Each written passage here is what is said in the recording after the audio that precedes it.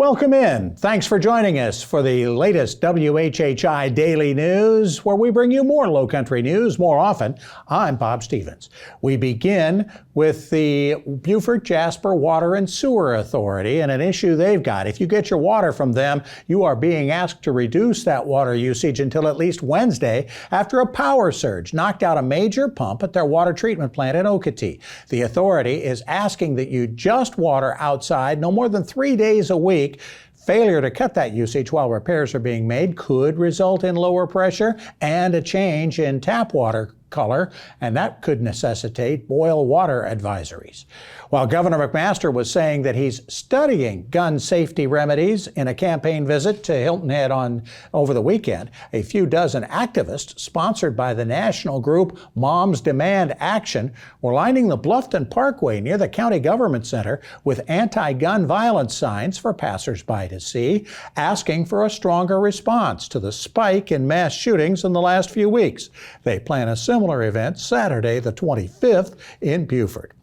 You've got to the end of the business day this Friday to vote early in the June 14th primary. I just did it today. It was very easy. You can vote between 8:30 a.m. and 5 p.m. at the Beaufort County Election Board on John Galt Road in Beaufort, or at the satellite office on Ulmer Road in Bluffton, or the Hilton Head County offices on Highway 278 across from First Presbyterian Church, or at the Ladies Island Public Library. With the number of races involved, you just might want to check out a sample vote at scvotes.gov and then Google the candidates from there.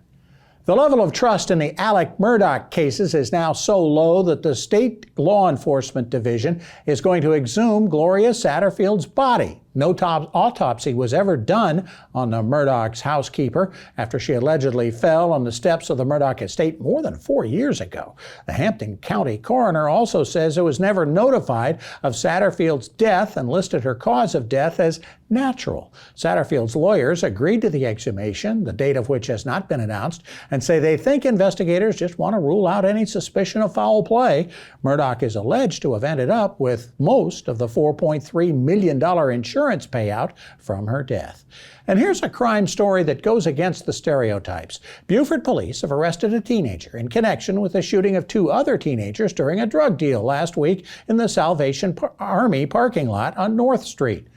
All of the teenagers were female. The 15-year-old is being charged with 2 counts of attempted murder, armed robbery, and conspiracy. 2 other male teenagers are being sought as persons of interest as the investigation continues. The injured girls were treated for gunshot wounds in their arms. For more information on these and other Lowcountry stories, visit the sources listed on your screen.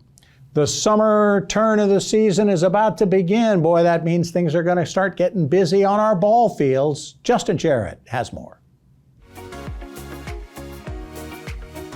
Hey Loco sports fans and WHHI viewers, what do you say we kick off the week with the Monday edition of Last Night in the Loco on WHHI, powered by Lowcosports.com.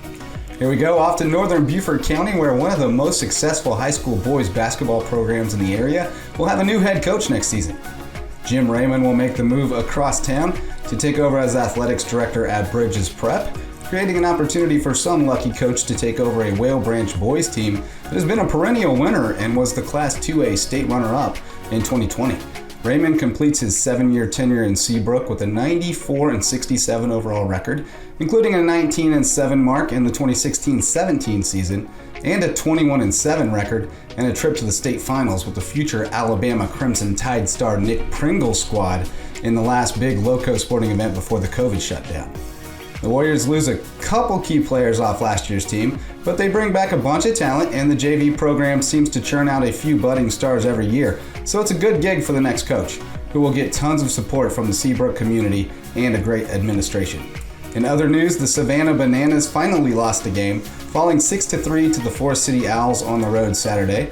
The Bananas did pick up a 3-1 home win against the Macon Bacon on Friday, so they are now 5-1 in the Coastal Plain League and still atop the West Division, going into Monday's road game against the flamboyant Florence Flamingos. That does it for today's edition of Last Night in the Loco. We'll be back tomorrow to round up the biggest sports stories from around the Lowcountry. For Locosports.com and WHHI, I'm Justin Jarrett. Until next time, go Loco. Thanks, Justin. It was a weird weekend of weather in the Lowcountry, with some people getting drenched while others stayed remarkably dry. What's it look like for the rest of this week, Maria Soden? Thanks, Bob.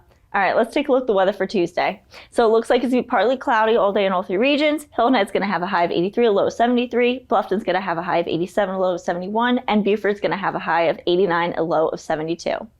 The sunrise for Tuesday is going to be at 6:16, and sunset's going to be at 8:27. Taking a look at the beach tides, low tide's going to be at 10:58 a.m., and high tide's going to be at 3:50 p.m. Taking a look into the rest of the week, Wednesday is going to be partly cloudy as well, with highs in the 90s and lows in the 70s. For Thursday, it's going to be slight chance of thunder showers with highs in the 90s and lows in the 70s. And then come Friday, there's a slight chance of thunder showers again with highs in the 90s and lows in the 70s. That's it for today. Let's hit it back to the desk. Thanks, Maria. When the WHHI Daily News continues, we're going to be talking with Charlie Clark of the Hilton Head Bluffton Chamber of Commerce on the WHHI Daily News.